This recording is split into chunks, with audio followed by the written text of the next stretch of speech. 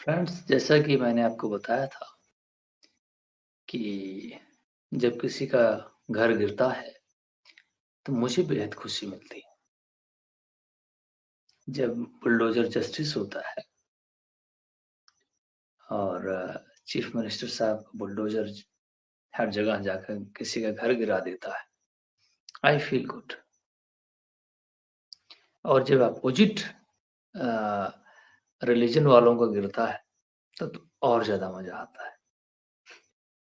लेकिन क्या करें, बीच में जो सुप्रीम कोर्ट आ जाता है। अब हमारे सुप्रीम कोर्ट ने एक नया ऑब्स्ट्रक्शन पैदा कर दिया है। वो कह रहा है, मैं पढ़ के सुनाता हूँ। एक-एक शब्द। अच्छी बात ये है कि हमारे भारतीय लोग न्यूज़पेपर पढ़ते नहीं हैं और मज़े लेने में बिज़ी हैं। खुशहाली की बात है, मुबारक हो आप सभी को। आज़ादी जब से मिली है तब से खूब आज़ादी है ना?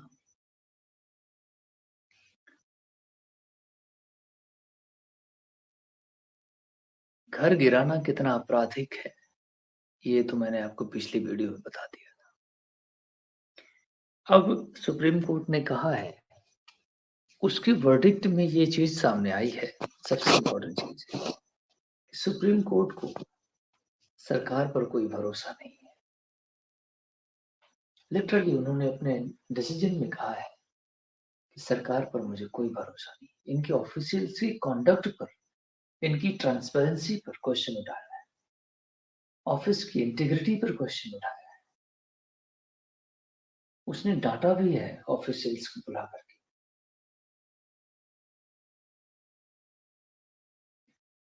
जिस देश में रूल ऑफ लॉ ना होगा, आप समझ लीजिए किस काइंड ऑफ एडमिनिस्ट्रेशन में आप रह रहे हैं।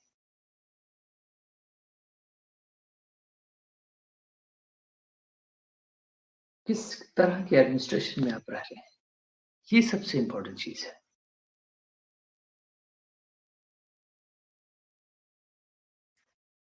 सुप्रीम कोर्ट ने कहा कि नहीं नहीं नहीं नहीं, मैं आपकी बात बिल्कुल नहीं मानता। 15 दिन पहले किसी का घर अगर गिराना है तो आपको नोटिस भेजना पड़ेगा। वो भी ऐसी नोटिस नहीं कि आप ले जाकर दीवार पे चिपका दें। बाई पोस्ट आपको भेजना पड़ेगा। बाई पोस्ट आप भेजेंगे, अब भेजने के बाद 15 days notice by registration registered through the post, okay, containing details of the violations। ये भी आप उसमें मेंशन करेंगे कि किस वजह से हम आपका घर गिरा रहे हैं, रिटर्न में बताइए आप। डिटेल्स ऑफ वायलेशन आपने क्या किया है और grounds for the action to be taken, उसके ग्राउंड भी आप बताएंगे, एक्शन टू बी टेकन। और ये इन्फोर्सिबल होगा। जो गाइडलाइंस है और डायरेक्शंस है, ये इन्फोर्सिबल है। If they are violated then you can directly go into the court. क्योंकि राइट टू शेल्टर जो है हमारे यहाँ भारत के कॉन्स्टिट्यूशन में, जो मैं अभी पढ़ रहा हूँ, वो देखो किताब रखी हुई है। भारत के कॉन्स्टिट्यूशन में लिखा लिखा कहिए तो मैं पढ़ के सुना देता हूँ क्योंकि आप सभी भारतीय लोग हैं और भगवान की कृपा है कि कॉन्स्टिट्यूशन रामायण ज्यादा पढ़ते हैं, कॉन्स्टिट्यूशन कम, है ना। मैं आपको आर्टिकल 21 आज पढ़ा के सुना देता हूँ, इसमें क्या लिखा हुआ है। You will be surprised to know that how our constitution is made.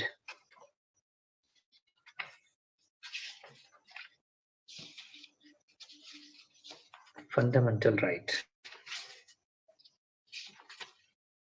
अब देखिए आर्टिकल 21 जो है हमारा, उसमें protection of life and personal liberty है, और जिसमें आपको लिखा गया है, the supreme court of India ने इसको आर्टिकल को एक्सपेंड किया है। Right to live with dignity, right to decent environment including pollution free water, pollution-free water and air, and protection against hazardous industries. Right to shelter, जो आप घर गिरा रहे हैं ना, राइट टू शेल्टर, उसके रहने का, उसमें कि कोई जीवन है तो आदमी रहेगा। ये सरकार की जिम्मेदारी है। मैंने अपराध किया है, मेरे बेटे, मेरे माँ बाप ने तो नहीं किया। आपने उनका घर क्यों गिरा दिया? They have the right to live and it's state's responsibility. Supreme Court ही डांट रहा है अपने वर्डिक्ट में। अगर शर्म आती हो, नहीं तो दीवार बगल है, सर टकरा देना चाहिए। लेकिन आज वो चीफ मिनिस्टर जो है घर गिरा रहा है, वो क्या त्रिशूल होता है वो दिखा रहा था, और वो जो धनुष बाण होता है, समझ रहे हो, गदा दिखाता है, धनुष बाण दिखाता है। राम ने जहां पैर रखे थे वहां मंदिर बनवा दो, उनसे गले मिले थे तो वहां बनवा दो। नहीं, ये प्रोजेक्ट चल रहा है। We are silent. थोड़ी सी परेशानी होती है तो हमें 1.5 लाख रुपए प्राइवेट हॉस्पिटल में जाना पड़ता है। मैं भी बिल भर के आया हूं। हम इस स्टेट में रहते हैं जिसमें हमारे कोर्ट की अवहेलना की जाती है। अब मैं आपको बताऊं, right to free legal aid. अगर मैं कमजोर हूं तो हमें फ्री लीगल एड मिलना चाहिए। हमें वो एडवोकेट सरकार को देना की जिम्मेदारी है।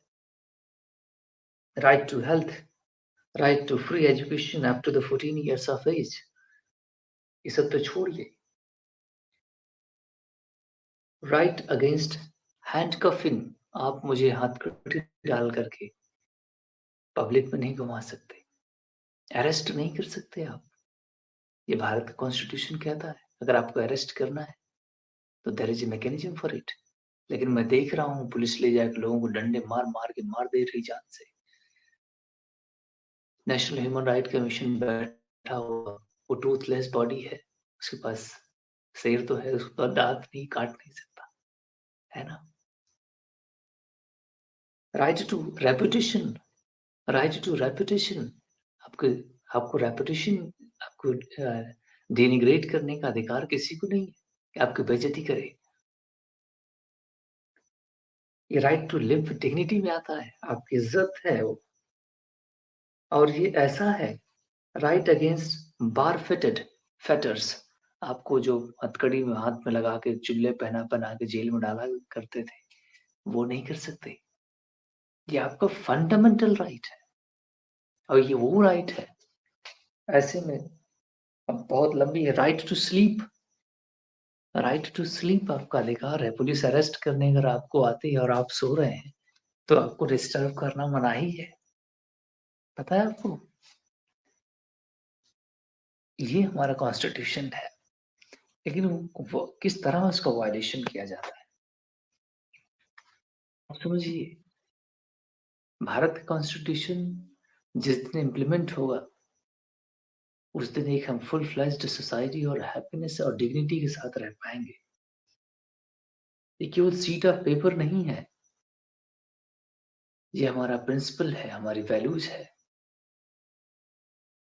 अगर हमें अपने आने वाली जनरेशन के लिए कुछ करना है तो अपनी वैल्यूज को प्रोटेक्ट करना है।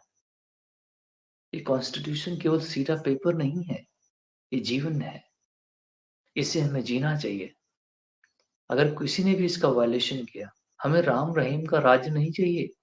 राम का राज सतयुग में था, जिन्होंने जिनको जीना था वो जी के मर गए, राम खुद भी मर गए। हमें राम ओम का राज नहीं चाहिए। हमें यही जो बेसिक प्रिंसिपल है ना हमारे, नहीं ये पन्ने पे लिखे हुए यही हमको मिल जाए।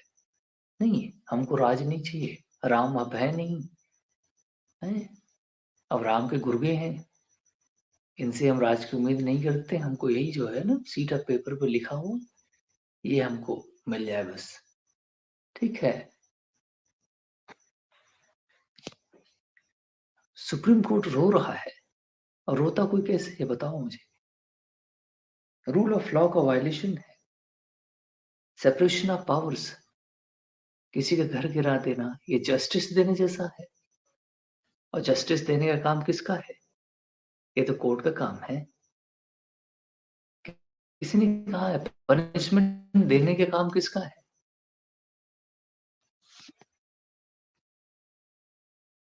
पनिशमेंट देने के काम कोर्ट का है।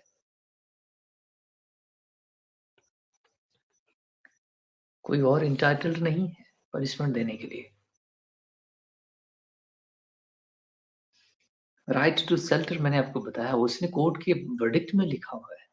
और सबसे इम्पोर्टेंट चीज़ तो ये है कि उसने कहा कि हमें स्टेट के अधिकारियों पर भरोसा नहीं है और आप वेबसाइट बनाइए और जो आप नोटिस भेजेंगे उस वेबसाइट पर हमें शो करना चाहिए और पास्ट डेट में नहीं। वेबसाइट पे आप उसी दिन डालेंगे जिस दिन उसके पास भेजेंगे, जिससे मैं पता कर सकूँ कि 15 दिन पहले आपने नोटिस सर्व किया या नहीं किया। अब देखते हैं कि इसका इम्प्लीमेंटेशन किस तरह होता है। We are living in utterly helpless situation. अगर आपको कॉन्स्टिट्यूशन पता है, तो आप समझ लीजिए कि दिल्ली जैसा पॉल्यूशन है, वैसे ही पॉल्यूशन है। और आपको समझाना क्या है? सबसे बड़ी गलती तो मैं कर रहा हूँ, जो मैं वीडियो बना रहा हूँ, अपना टाइम बर्बाद कर रहा हूँ। कारण क्या है पता है? हर जगह लिखा हुआ है स्मोकिंग करना मना है। उस पे लिखा होता है, लेकिन लोग फिर भी पी रहे होते हैं। हम भारतीय लोग हैं, कभी सुधर नहीं सकते।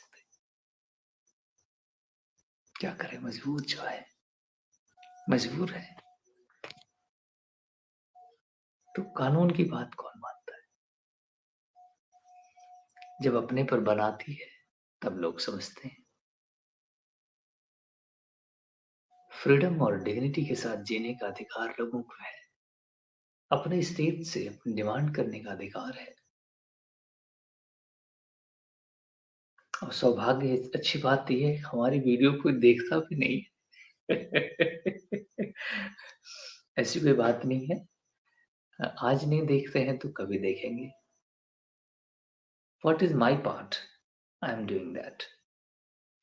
What is your parts and the viewers part? I don't know. I will do myself what is I supposed to do. हम जिस सोसाइटी के स्टेटस से आते हैं, हम एक बहुत डिग्रेडेड लोअर कैटेगरी के आदमी हैं। जहाँ रहते हैं जिस गाँव में, वहाँ पे कोई वैल्यू नहीं है। सोसाइटी में कानून-वानून कोई जानता ही नहीं है और प्रिमिटिव सोसाइटी है जो आज के 10 साल पुरानी सोसाइटी 10,000 साल पुरानी सोसाइटी जहाँ हम रहते हैं। इंटरनेट ढंग से नहीं आता, है ना? भारत में ये भी अभी कई जगह हैं जहाँ इंटरनेट नहीं पहुँचता। अब वहाँ विकास का क्या योगदान होगा भगवान ही जाने। तो हमें तो इसी कॉन्स्टिट्यूशन और इसी हम तो सोसाइटी के निचले दर्जे में आते हैं। अगर ये हमारे कॉन्स्टिट्यूशन की वैल्यूज़ को कोई ऑब्ज़र्व नहीं करेगा तो हम तो किसके पास कंप्लेंट लेके जाएँगे? पुलिस किसी को पकड़ के जेल में डाल दे, मार-मार के जान मार दे। वो झूठ बोलेगा, एफआईआर में दर्ज कर देगा, अंडर-वर्ल्ड लिख देगा, ये फिज़िकली फिट ही नहीं था, ये वगैरह-वगैरह। क्योंकि इंटीग्रिटी रही ही नहीं। सुप्रीम कोर्ट जब आज के डेट में कह रहा है कि हमें तुम्हारे एडमिनिस्ट्रेशन पे विश्वास नहीं है, तो फिर किसके एडमिनिस्ट्रेशन पे क्या विश्वास होगा? आप समझ सकते हैं। और हम सिटीज़न हेल्पलेस जो हैं, अम्बेडकर हेल्पलेस थे उस ज़माने में, वो कहते थे वी आर अटरली हेल्पलेस, हैं? आज हम भी हेल्पलेस हैं क्योंकि हम तो सोसाइटी के निचले स्टेटस में हैं। हमें तो सोसाइटी से भी आइसोलेशन होता है और सरकार के पास जाएँ तो हमें जूता मारते हैं। अननेसेसरी पकड़ के जेल में बंद कर देते हैं, है ना? हमारे पास इतनी ताकत भी नहीं है कि हम अ, जाकर के कहीं न्याय भी ले लें। तो हम तो हेल्पलेस हैं ना। तो ये है सिचुएशन मेरे भाई। कोर्ट का ही सहारा था और कोर्ट बेचारा खुद माथा पकड़ के बैठा है। अब कुछ हिंदू फंडामेंटलिस्ट हैं जिनको लगता है कि राम राज आ जाए तो सही आ जाए, है ना?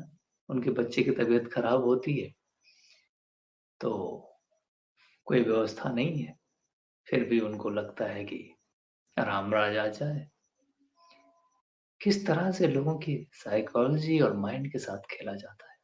अब हम तो किताब-वताब पढ़ लेते हैं, जीवन खपा-खपा के, तो हम समझते हैं कि लोग किस तरह प्ले करते हैं। आम सिटीज़न इसको नहीं समझ सकते, है ना? जो 80% हमारे सिटीज़न्स हैं, लार्जली इस बात को समझ ही नहीं सकते कि उनके साथ क्या हो रहा है। उनको जो धनुष बाण दिखा गदा दिखा के वोट लिया जा रहा है। नहीं, गदा दिखाने के लिए तो वो एडमिनिस्ट्रेशन में कोई नहीं आता।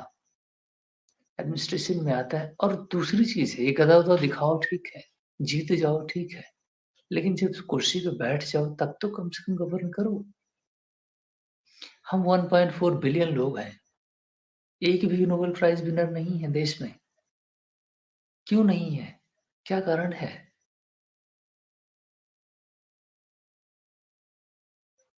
ये बात हमें सोचना होगा, साइंस में हमारा क्या कॉन्ट्रिब्यूशन है? इसरो ने फिज़िक्स लगा कर के सैटेलाइट ऑर्बिट में बैठा दी तो ये कोई बहुत बड़ी बात नहीं हो गई। 60,000 70,000 आदमी उसमें काम कर रहे हैं ऑर्गनाइज़ेशन में और सैटेलाइट और बूस्टर लगा कर के रॉकेट भेजना कोई बहुत बड़ी बात उनके लिए नहीं है। उनकी लेगेसी है 60-70 सालों की। डॉक्टर कलाम या साराभाई फिर बाकी जितने भी लोग रहे हैं, उन्होंने बहुत सारे कॉन्ट्रिब्यूशन किए हैं। उनका अपना साइंस रिच है उसी पर्टिकुलर एरिया में। दैट डज़न्ट मीन दैट कि बेसिक साइंस में हमारा कोई खास कॉन्ट्रिब्यूशन है। हम बिलियन लोग हैं, हमें शर्म भी आनी चाहिए।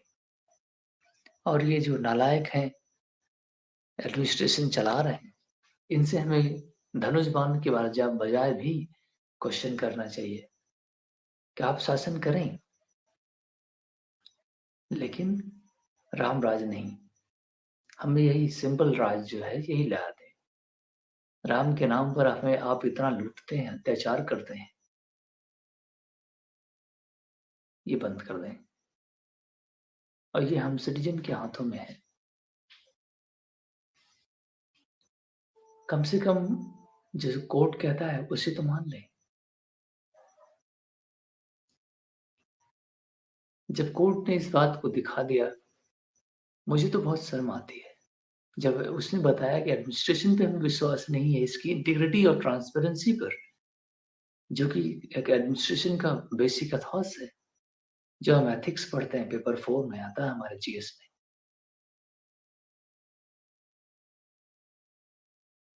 Thank you very much my friends. समझिए बात को, बहुत दूर मत ले जाइए और सहज रहिए। Thank you.